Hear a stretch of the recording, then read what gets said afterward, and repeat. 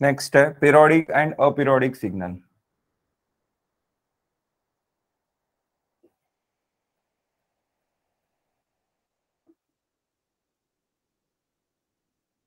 अब even odd में आपका सिग्नल कंटिन्यूअस टाइम हो या फिर डिस्क्रीट टाइम हो, सेम फॉर्मूलेस थे, सेम लॉजिक, सेम कैलकुलेशन था। लेकिन पीरियोडिक अपीरियोडिक में कंटिन्यूअस टाइम के लिए आपको अलग कंसेप्ट यूज करना है एंड डिस्क्रीट टाइम के लिए अलग कंसेप्ट यूज करना है। सो दोनों को मिक्स मत करो। सो पहले कंटिन्यूअस टाइम देखते हैं। सो कंटिन्यूअस टाइम में फर्स्ट है, if the signal consist of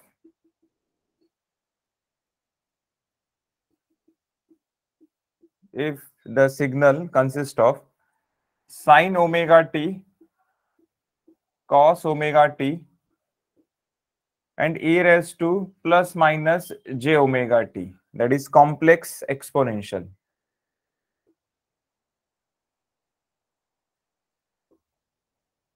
इसको क्या कहते हैं?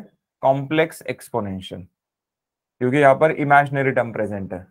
अगर यहाँ पर इमेजिनरी टर्म प्रेजेंट नहीं है तो वो सिर्फ एक्सपोनेंशियल हो गया, कॉम्प्लेक्स नहीं हुआ। करेक्ट। सो अगर आपका फंक्शन साइन ओमेगा टी है, कॉस ओमेगा टी है या फिर कॉम्प्लेक्स एक्सपोनेंशियल है, तो given signal is periodic signal. Direct answer लिखने का। Then signal will be periodic.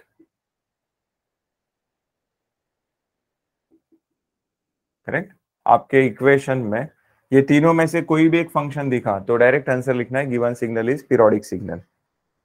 Next, second, if the signal consist of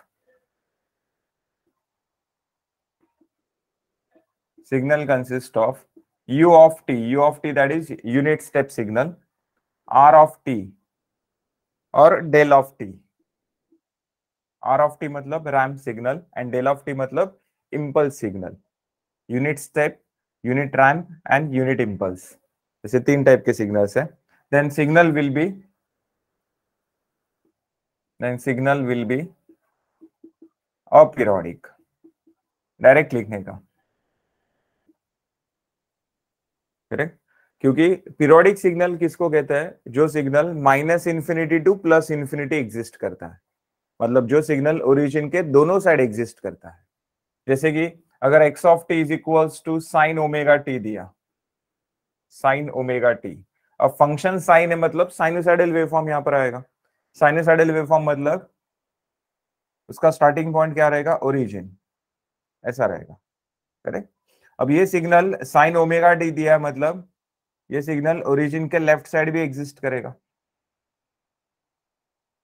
तो ये सिग्नल जो है ये कहां से का एग्जिस्ट कर रहा है? Minus infinity two plus infinity. मतलब अपना सिग्नल कैसा हुआ? पीरियोडिक हो गया। पीरियोडिक, एक पर्टिकुलर टाइम के बाद आपको अगर सेम पैटर्न मिल रहा है, सेम पैटर्न, मतलब वो पीरियोडिक सिग्नल होता है।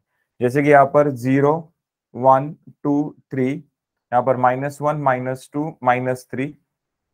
तो देखो यहाँ पर -2 से 0 जो आपके पास डायग्राम है, जो वेवफॉर्म है, सेम वेवफॉर्म 0 से लेके 2 तक मिल रहा है। सेम वेवफॉर्म मुझे 2 से लेके 4 तक मिलेगा। करेक्ट। तो ये -2 to 0 वाला जो पैटर्न है, सेम पैटर्न यहाँ पर रिपीट हो रहा है ना। करेक्ट। तो ये सिग्नल कैसा हुआ? पीरियोडिक। और ये सिग्नल कहां से का एग्जिस्ट कर रहा है? Minus infinity two plus infinity. लेकिन जैसे ही मैं यहाँ पर उसको u ऑफ t से मल्टीप्लाई करता हूँ, u ऑफ t मतलब यूनिट स्टेप ना। यूनिट स्टेप मतलब इसका मैग्नीट्यूड कितना रहेगा? 1 रहेगा। अब बताओ ये दोनों का अगर मैं मल्टीप्लीकेशन करता हूं तो बताओ ओरिजिन के लेफ्ट साइड यहां पर कुछ है क्या? u ऑफ t के सिग्नल में ओरिजिन के लेफ्ट साइड कोई सिग्नल है क्या? कुछ भी नहीं है। ओरिजिन के लेफ्ट साइड 0 है, क्योंकि u ऑफ t का सिग्नल कहां पर एग्जिस्ट करता है? ओरिजिन के राइट साइड। सो ओरिजिन के लेफ्ट साइड यहां पर कुछ भी नहीं है, 0 है। सो 0 इंटू साइनोसाइडल वेवफॉर्म, 0 को अगर किसी वैल्यू से मल्टीप्लाई करते तो आंसर 0 आता है। तो ये दोनों का मल्टीप्लीकेशन किया, आंसर 0 आएगा। Left side 0 and right side में बता। राइट साइड में इस वेवफॉर्म में साइनोसाइडल वेवफॉर्म है और इस वेवफॉर्म में 1 है, 1। अब किसी भी वैल्यू को 1 से मल्टीप्लाई करते हैं तो आंसर वही वैल्यू आता है। समझा? तो यहाँ पर देखो, ओरिजिन के राइट साइड ये जो साइनोसाइडल वेवफॉर्म है, इसको 1 से मल्टीप्लाई करो, sinusoidal waveform into 1 sinusoidal waveform.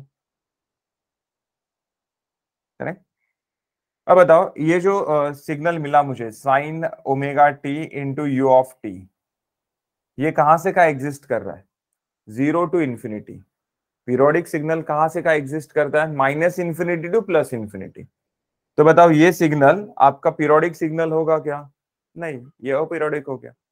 इसका मतलब क्वेश्चन में क्वेश्चन में अगर u of T, R of T या फिर डेल ऑफ टी, ये तीन में से कोई भी एक फंक्शन आपको दिखता है, तो डायरेक्ट आंसर लिखने का given signal is aperiodic signal.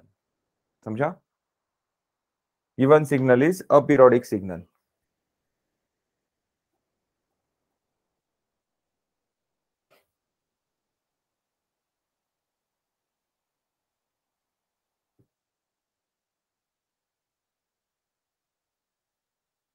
Next, अब अगर आपका सिग्नल अपीरियोडिक है तो उसको प्रूव करने की कुछ जरूरत नहीं है, डायरेक्ट आंसर लिखने का गिवन सिग्नल इज अपीरियोडिक।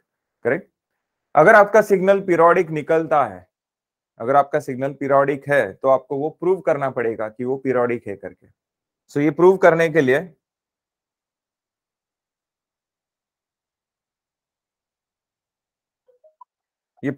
के लिए फॉर्मूला है x of T is equals to x of T plus capital T, where capital T is time period. Time period मतलब time taken by waveform to complete one cycle. जैसे कि ये आपका signal है 0 1 2 3 4 -1 -2, ये आपका सिग्नल है। इसमें बताओ साइकिल कहां से कहां तक है? अब साइकिल किसको कहता है? Repeated repeated part of the waveform is called one cycle. तो इस वेवफॉर्म में देखो कितना पोर्शन रिपीट हो रहा है, 0 to 1 इतना पोर्शन रिपीट हो रहा है या 0 to 2 इतना पोर्शन रिपीट हो रहा है? तो 0 to 2 इतना पोर्शन रिपीट हो रहा है यहाँ पर। करेक्ट। देखो ना, 0 से 2 तक जो वेवफॉर्म आपको दिख रहा है, सेम वेवफॉर्म आपको 2 से 4 दिख रहा है। सेम वेवफॉर्म यहाँ पर -2 to 0 दिख रहा है। करेक्ट। तो यहाँ पर 0 से लेके 2 इतना पोर्शन रिपीट हो रहा है ना, तो इस पोर्शन को क्या कहते हैं? साइकिल कहते हैं, साइकिल। करेक्ट। और एक साइकिल कंप्लीट होने के लिए जो टाइम लगता है उसको टाइम पीरियड कहते हैं, कैपिटल टी। अब टाइम पीरियड एंड फ्रीक्वेंसी दोनों में रिलेशन क्या है? F is equals to 1/T। F क्या है? Fundamental frequency. और ये टी क्या है? Fundamental period. Okay.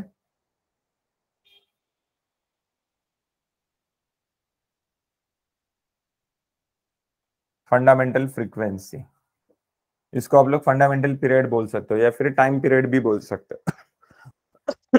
And frequency का डेफिनेशन क्या होता है? Number of cycles completed by waveform with in 1 second.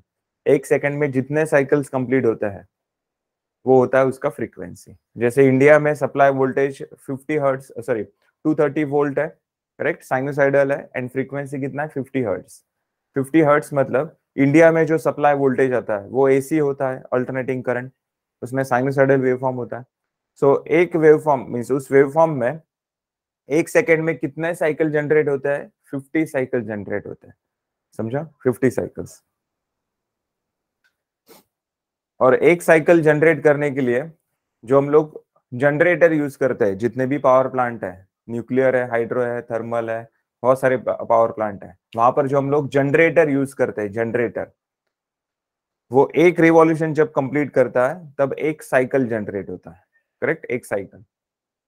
सो एक सेकेंड में मुझे कितना फ्रीक्वेंसी चाहिए? 50 हर्ट्ज। 50 हर्ट्ज मतलब 50 साइकिल्स चाहिए ना, 50 साइकिल्स पर सेकेंड। मतलब इंडिया में जितने भी पावर प्लांट है, सभी पावर प्लांट में जो जनरेटर्स हम लोग यूज कर रहे हैं, वो एक सेकेंड में 50 रिवॉल्यूशंस स्टार्ट करते हैं। तो हम लोग कहां पर थे देखो, ये 3 पॉइंट्स आपको अच्छे से याद रखना है पीरियोडिक एंड अपीरियोडिक के लिए। और ये भी कंटिन्यूअस टाइम के लिए हम लोग डिस्कस कर रहे हैं। चलो, इसका स्क्रीनशॉट हो गया।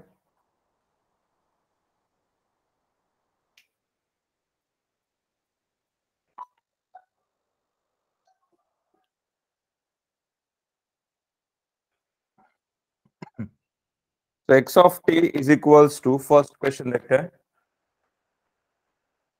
x of t is equals to 2 cos 100 pi t, 2 cos 100 pi t। Check करना है ये सिग्नल पीरियोडिक है या अपीरियोडिक है। Okay, so given signal consist of cos omega t, cos function,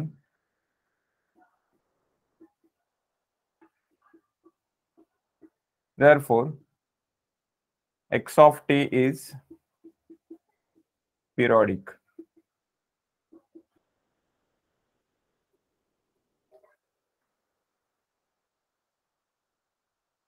ये अटक अटक के चल रहा है क्या?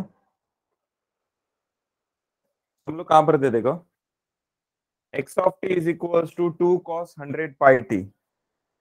क्वेश्चन में cos फंक्शन दिख रहा है, मैंने आपको बोला था sin omega T, cos omega T, या फिर e raise two plus minus j omega T, complex exponential, ये तीनों में से कोई भी एक फंक्शन अगर आपके क्वेश्चन में प्रेजेंट है तो वो सिग्नल कैसा हुआ? पीरियोडिक सिग्नल हुआ। सेकेंड पॉइंट मैंने आपको क्या लिख के दिया था, if signal consist of u of t, r of t, del of t, signal will be periodic. तो चेक करो यहाँ पर कहीं पर भी u of t, r of t, del of t, ये फंक्शंस प्रेजेंट है क्या? नहीं है, करेक्ट, मतलब ये सिग्नल अपीरियोडिक नहीं हो सकता। अब अगर आपका सिग्नल पीरियोडिक है तो आपको वो प्रूव करना पड़ेगा कि वो सिग्नल पीरियोडिक है करके। अगर अपीरियोडिक है तो वहां पर कुछ प्रूव की जरूरत नहीं है, आपका प्रॉब्लम वहीं पर खत्म हो जाएगा, करेक्ट। लेकिन अभी ये सिग्नल पीरियोडिक निकला तो मुझे प्रूव करना पड़ेगा, और प्रूव करने के लिए मुझे fundamental period and fundamental frequency calculate करना है। तो उसके लिए स्टैंडर्ड इक्वेशन, स्टैंडर्ड इक्वेशन क्या है? Cos omega T. स्टार्ट करते हैं। पानी पड़ेंगे बताओ। स्नेहल आपका माइक ऑन है रे। चलो तो हम लोग कहां पर थे देखो, स्टैंडर्ड इक्वेशन इसका cos omega T. Cos omega T के साथ इसको अगर कंपेयर करते हैं तो ओमेगा इज इक्वल्स टू क्या आएगा? 100 पाई आएगा, है ना। ये दोनों को अगर मैं कंपेयर करता हूं तो ओमेगा टी यहाँ पर क्या है? 100 पाई टी, टी का कोएफिशिएंट 100 पाई, यहाँ पर टी का coefficient omega. So omega is equals to क्या मिलेगा? 100 पाई। अब ये ओमेगा का फॉर्मूला क्या होता है? Omega is equals to 2 pi F ना, 2 pi F is equals to 100 pi. So pi pi यहाँ पर कैंसिल हो गया, तो एफ इज इक्वल्स टू क्या आएगा? 100 डिवाइड बाय 2। तो एफ इज इक्वल्स टू कितना आ गया? 50 हर्ट्स।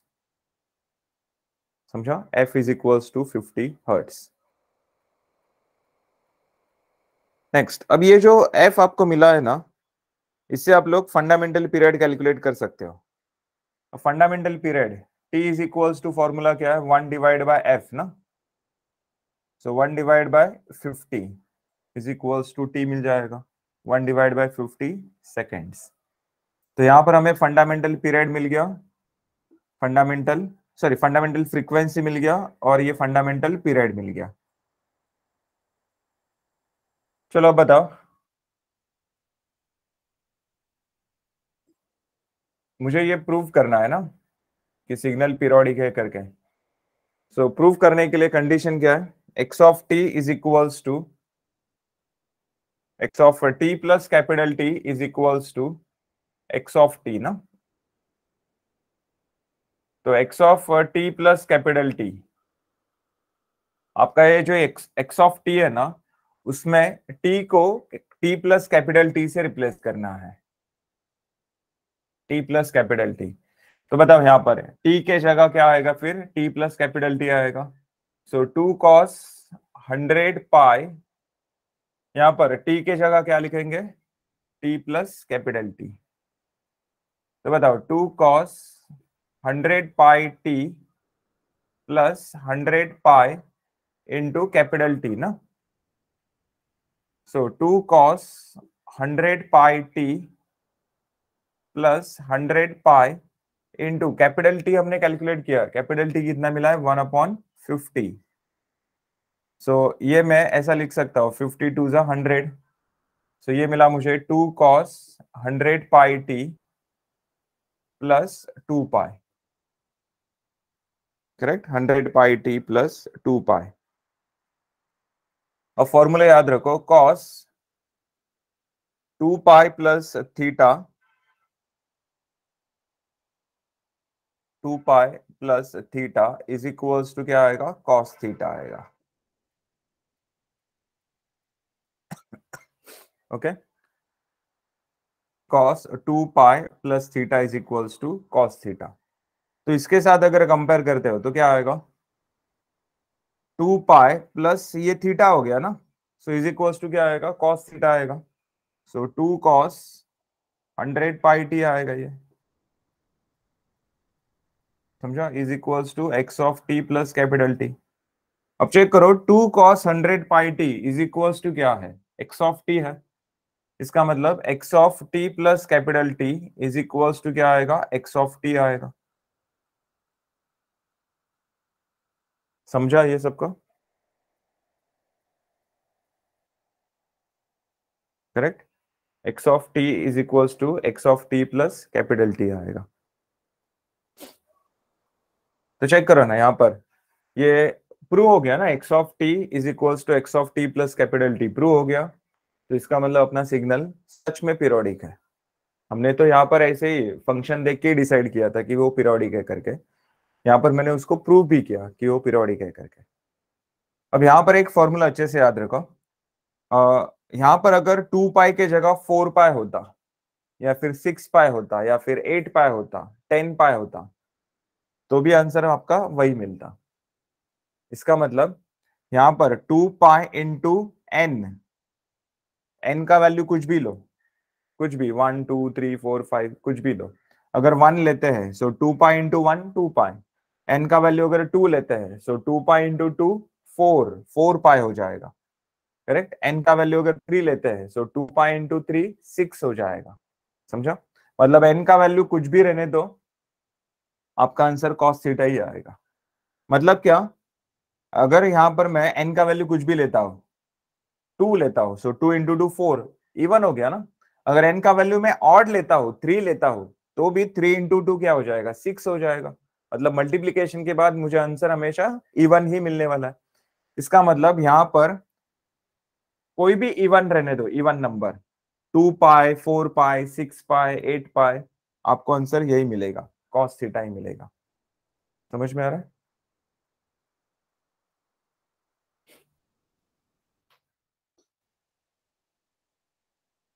अब सेकेंड क्वेश्चन लो। Second question, x of T is equals to 2 cos 100 pi t into u of t. अब बताओ ये सिग्नल कैसा है, पीरियोडिक है अपीरियोडिक है, पीरियोडिक, पीरियोडिक है, पीरियोडिक पीरियोडिक सर। अपीरियोडिक है। So signal consist of, given signal consist of u of t, therefore signal is, given signal is aperiodic, given signal is aperiodic। समझा। Yes sir. Next, तो इसको prove करने की जरूरत नहीं है, अपीरियोडिक है तो प्रॉब्लम वहीं पर खत्म हो गया। अगर आपका क्वेश्चन पीरियोडिक है तो ही आपको ये प्रूव करना है। द नेक्स्ट है x of t is equals to 2 cos 3t plus 3 cos 7t।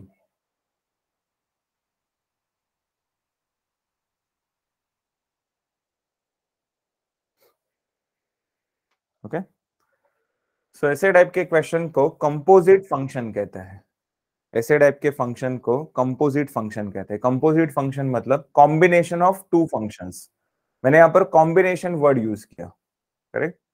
Composite function मतलब कॉम्बिनेशन ऑफ टू फंक्शंस। मैंने यहाँ पर कॉम्बिनेशन वर्ड यूज किया। कॉम्बिनेशन मतलब यहाँ पर दो फंक्शन का एडिशन भी हो सकता है, मल्टीप्लीकेशन भी हो सकता है, सब्ट्रैक्शन भी हो सकता है, करेक्ट। सो यहाँ पर देखो cos 3t and cos 7t, ये दोनों फंक्शन का क्या हो रहा है, यहाँ पर एडिशन हो रहा है। यहाँ पर कुछ भी हो सकता है, एडिशन भी हो सकता है, सब्ट्रैक्शन भी हो सकता है, मल्टीप्लीकेशन भी हो सकता है, डिवीजन कभी नहीं आता है, डिवीजन कभी नहीं आता है, ओके। सो कुछ भी हो रहा है मतलब वो कंपोजिट फंक्शन हो रहा है। अब कंपोजिट फंक्शन है, दो फंक्शंस का कॉम्बिनेशन है, तो यहाँ पर आपको दो अलग अलग फंडामेंटल पीरियड मिलेंगे, दो अलग अलग फंडामेंटल फ्रीक्वेंसीज मिलेंगे। सो इसको मैं एक काम करता हूँ, x1 ऑफ t एज्यूम करता हूँ और इसको मैं x2 ऑफ t एज्यूम करता हूँ। अब बताओ फर्स्ट इक्वेशन में x1 ऑफ t में बताओ cos 3t है, cos 3t, तो वो पीरियोडिक हुआ या aperiodic? Periodic. Periodic. Next second में बताओ x2 में भी cos प्रेजेंट है, मतलब ये भी क्या हो गया, पीरियोडिक। अब दोनों में से एक अगर अपीरियोडिक निकलता तो प्रॉब्लम यहीं पर खत्म होता था, समझा। दोनों में से अगर कोई एक अपीरियोडिक निकलता था तो प्रॉब्लम यहीं पर खत्म होता था। सो डायरेक्ट आंसर लिखते थे हम लोग, गिवन सिग्नल इज अपीरियोडिक। अब दोनों पीरियोडिक निकला ना, दोनों पीरियोडिक निकला तो मुझे आगे जाके प्रूव करना पड़ेगा। चलो फिर आगे बढ़ते हैं। सो x1 ऑफ t पीरियोडिक है, x2 ऑफ t पीरियोडिक है, तो बताओ फर्स्ट स्टैंडर्ड इक्वेशन क्या लेंगे, cos omega 1t, and second standard equation क्या लेंगे, cos ओमेगा 2t, करेक्ट। दो फंक्शंस है ना, इसलिए मैंने ओमेगा 1 ओमेगा 2 ऐसे दो फ्रीक्वेंसीज लिए। तो बताओ ओमेगा 1 इज इक्वल्स टू क्या आएगा, 3, and omega 2 is equals to क्या आएगा, 7। अब ये ओमेगा मतलब क्या होता है, 2 पाई f1 ना is equals to 3, omega 2 2 pi f2 is equals to 7। So f1 is equals to क्या आएगा, 3 divide by 2 pi, and f2 is equals to क्या आएगा, 7 डिवाइड बाय 2 पाई, समझा। नेक्स्ट तो बताओ t1 इज इक्वल्स टू क्या आएगा, इसका रेसिप्रोकल ना 1 अपॉन f1, इसका रेसिप्रोकल क्या आएगा, 2 पाई अपॉन 3 आएगा, and t2 is equals to 1 upon f2, 2 pi divide by 7 आएगा, करेक्ट। सो t1 t2 मैंने कैलकुलेट किया। अब इसके आगे ट्विस्ट क्या रहेगा, ratio of t1 and t2 should be integer.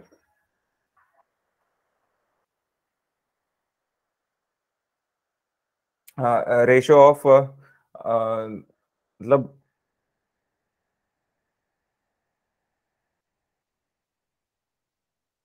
Ratio of t1 and t2 should be rational। ये condition हमेशा याद रखो। अब ये रैशनल वाला जो कंडीशन है ये हमने इसके पहले के प्रॉब्लम में नहीं देखा। रैशनल वाला कंडीशन कब आएगा, कंपोजिट फंक्शन में। कंपोजिट मतलब जब दो फंक्शन का यहाँ पर कॉम्बिनेशन होगा, एडिशन सब्ट्रैक्शन मल्टीप्लीकेशन। प्रीवियस वाला जो क्वेश्चन था उसमें ऐसा कुछ नहीं था रैशनल वगैरह, कंपोजिट के टाइम ही आपको ये कंडीशन यूज करना है, ओके। अब ये रैशनल मतलब क्या, t1 and t2 ratio calculate करो, ratio that is t1 upon t2 calculate करो। सो t1 क्या है यहाँ पर 2 pi divide bye 3, and t2 क्या है यहाँ पर 2 पाई डिवाइड बाय 7, करेक्ट। सो यहाँ पर बताओ 2 पाई कैंसिल होगा ना, ये 7 न्यूमरेटर में जाएगा, 3 डिनोमिनेटर में आएगा, मतलब ये क्या होगा 7 divide by 3। t1 upon t2 आपको क्या मिला, 7 डिवाइड बाय 3। अब ये जो रेशियो है ये कैसा होना चाहिए, रैशनल होना चाहिए। रैशनल, रैशनल मतलब रेशियो ऑफ इंटीजर। रैशनल मतलब क्या होता है, रेशियो ऑफ इंटीजर। और ये इंटीजर मतलब क्या होता है, इंटीजर मतलब आसान भाषा में कहा जाए तो राउंड फिगर। राउंड फिगर जैसे कि देखो ना, ये 7 राउंड फिगर है, 3 राउंड फिगर है, सपोज यहाँ पर 2.5 होता या फिर 7.5 होता, 3.5 होता, तो वो रैशनल इंटीजर हुआ क्या फिर? अगर पॉइंट में वैल्यूज होता यहाँ पर तो वो इंटीजर होता नहीं, सर। और अगर इंटीजर नहीं है तो वो रैशनल नहीं होगा, समझा? रैशनल नंबर मतलब क्या होता है? न्यूमरेटर एंड डिनोमिनेटर दोनों में आपको राउंड फिगर मिलना चाहिए, इंटीजर मिलना चाहिए। नेक्स्ट, अगर यहाँ पर पाई होता, 7 पाई होता, सो पाई का वैल्यू क्या होता है? 3.14, वो तो राउंड फिगर नहीं होता है, समझा? सो अगर यहाँ पर न्यूमरेटर या फिर डिनोमिनेटर दोनों में से कहीं पर भी एक जगह अगर पाई प्रेजेंट होता तो फिर वो रैशनल नहीं होता। रैशनल नहीं है तो डायरेक्ट आंसर लिखने का given signal is aperiodic signal, समझा? नेक्स्ट, चलो तो T1 upon T2 is equal to क्या मिल गया मुझे? 7 divide by 3। Next, fundamental period calculate करना है। Fundamental period of x of T, मतलब कंप्लीट फंक्शन का मुझे फंडामेंटल पीरियड कैलकुलेट करना है। यहां पर जो हमने फंडामेंटल पीरियड कैलकुलेट किया था T1 एंड T2, ये दोनों का अलग अलग कैलकुलेट किया था। अब मुझे यहाँ पर कंप्लीट फंक्शन, मेन फंक्शन का फंडामेंटल पीरियड कैलकुलेट करना है, और उसके लिए क्या करेंगे? यहाँ पर क्रॉस मल्टीप्लीकेशन करेंगे। सो 3 into T1 is equals to 7 into T2 is equals to T, correct? So T1 first part का फंडामेंटल पीरियड था, T2 सेकंड पार्ट का फंडामेंटल पीरियड, एंड T जो है ये कंप्लीट फंक्शन का फंडामेंटल पीरियड है। और ये T कैलकुलेट करने के लिए आपके पास दो ऑप्शंस है, एक तो T is equals to 3T1 लो या फिर T is equals to 7T2 लो। आंसर आपको सेम ही मिलने वाला है, correct? So T is equals to 3T1 अगर लेते हैं तो बताओ ना T1 का वैल्यू कितना है? 2 पाई अपॉन 3 ना, तो 3 इंटू 2 पाई अपॉन 3, 3 कैंसल, कितना आएगा? 2 पाई। अगर t is equal to 7T2 लेते हैं तो 7 इंटू T2 का वैल्यू कितना है?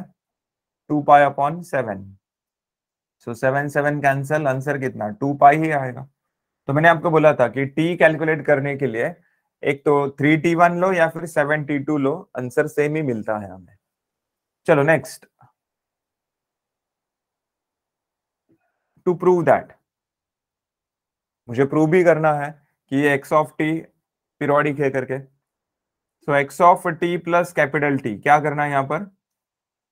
इस इक्वेशन में t को t प्लस कैपिटल T से रिप्लेस करना है। तो ये क्या आएगा? 2 cos 3t plus capital T ना, plus 3 cos 7t plus capital T, then 2 cos 3t plus 3 into capital T, 3 cos 7t plus 7 into capital T।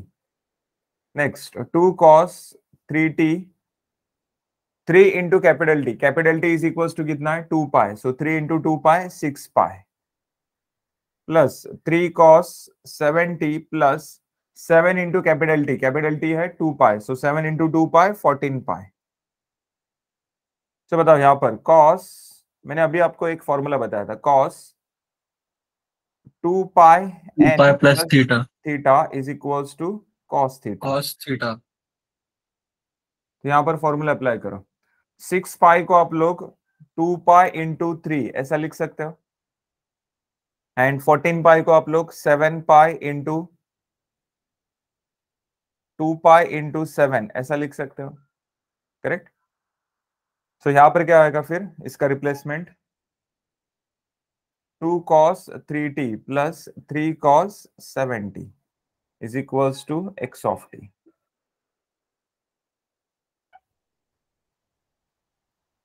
Is equals to x of t plus capital T।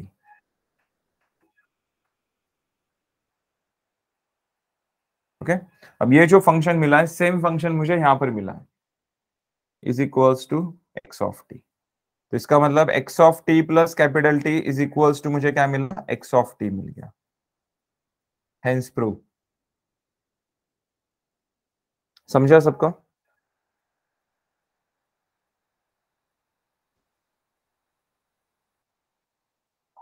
Yes.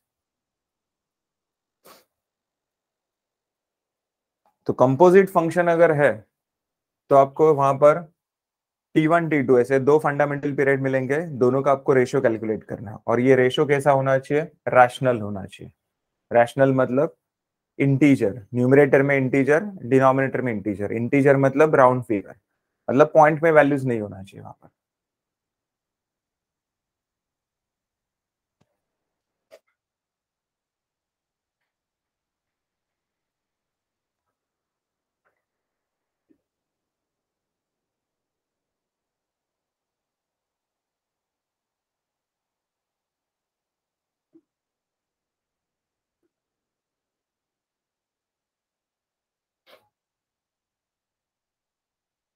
चलो इस बार भी composite function दिया है, दो function का यहाँ पर addition हो रहा है।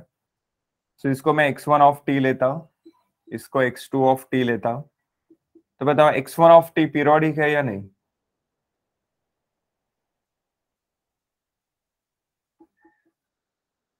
x2 ऑफ t पीरियोडिक है या नहीं? दोनों पीरियोडिक है क्योंकि दोनों में कॉस फंक्शन प्रेजेंट है, और यहाँ पर देखो कहीं पर भी u of t, r of t, del of t नहीं है, तो सिग्नल पीरियोडिक है। पीरियोडिक है तो आपको इसका फंडामेंटल पीरियड कैलकुलेट करना है। सो स्टैंडर्ड इक्वेशन क्या लेंगे यहाँ पर, cos omega 1t, and second के लिए cos ओमेगा 2t। तो बताओ ओमेगा 1 इज इक्वल्स टू कितना, 3, ओमेगा 2 इज इक्वल्स टू कितना, 50 पाई। So omega 1 is equals to 2 pi, f1 is equals to 3. So f1 is equals to कितना आएगा, 3 divided by 2 pi. So t1 is equals to कितना आएगा, 2 pi upon 3 ना। इसका reciprocal लेंगे, यहाँ पर बताओ 2 pi f2 is equals to कितना आएगा, 50 pi, and f2 is equals to कितना आएगा, 50 pi upon 2 pi, 25 आएगा ये, and t2 is equals to कितना, 1.25। करेक्ट। चलो t1 t2 मिल गया। अब t1 upon t2 ratio calculate करो। t1 अपॉन t2, t1 है 2 पाई अपॉन 3 डिवाइड बाय t2 है 1 अपॉन 25। तो ये 25 ऊपर जाएगा, 25 2 से मल्टीप्लाई करेगा 50 पाई हो जाएगा, डिवाइड बाय ये 3 डिनोमिनेटर में आएगा। So t1 upon t2 is equals to क्या मिला आपको, 50 पाई डिवाइड बाय 3। तो बताओ ये रैशनल है या नहीं? नहीं सर।